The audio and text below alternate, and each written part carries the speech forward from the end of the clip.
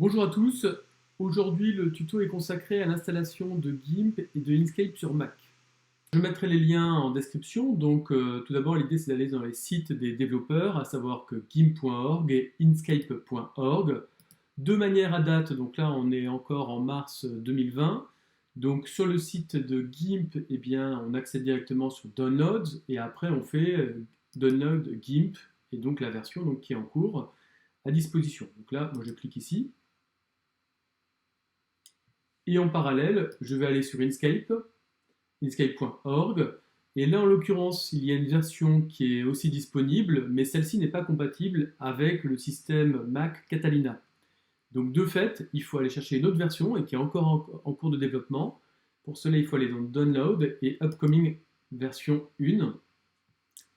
Là, on clique sur toutes les plateformes. Donc là, j'enregistre en parallèle le fichier GIMP. Et donc là, pour Inkscape, donc là on est sur la bêta 2 de la version 1.0, et bien en fait il faut aller sur Mac et donc de cliquer ici. Et là de la même manière, on enregistre le fichier. Une fois que l'on a téléchargé donc Inkscape et GIMP, et bien il suffit de double-cliquer dessus pour les lancer, et l'un et l'autre.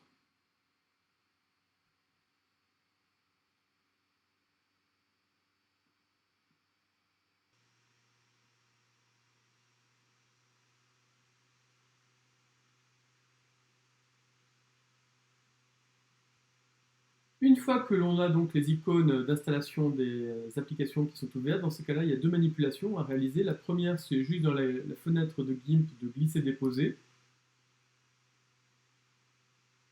Et donc là, on voit que l'application s'installe dans le dossier application. Et pour Inkscape, eh bien, il faut aussi le déposer dans le dossier application. Et donc là, on dépose, on ouvre la fenêtre et on dépose ainsi.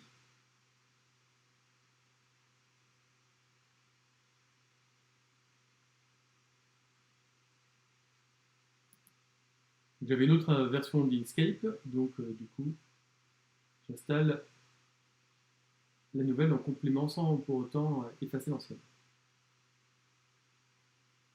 Donc à partir du moment où l'installation ou l'application est installée, eh bien, il n'y a plus qu'à double-cliquer dessus pour la lancer.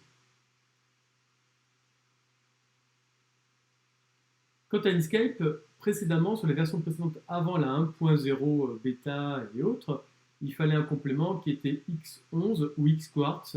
Et donc, en l'occurrence, il n'y a plus besoin en fait, de ces éléments-là avec Inkscape. Le simple fait de télécharger l'application et de la déposer dans le dossier application suffit en tant que tel.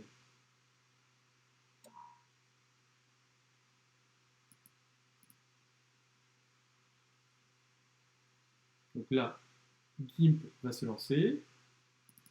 Et Inkscape, de la même manière, je double-clique sur Inkscape pour le lancer.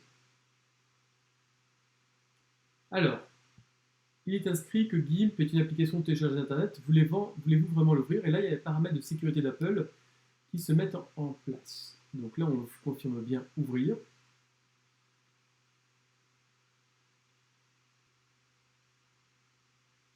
Et là, de la même manière, pour Inkscape, une fenêtre ouvre et demande si on souhaite l'ouvrir. Donc là, je clique sur ouvrir de la même manière.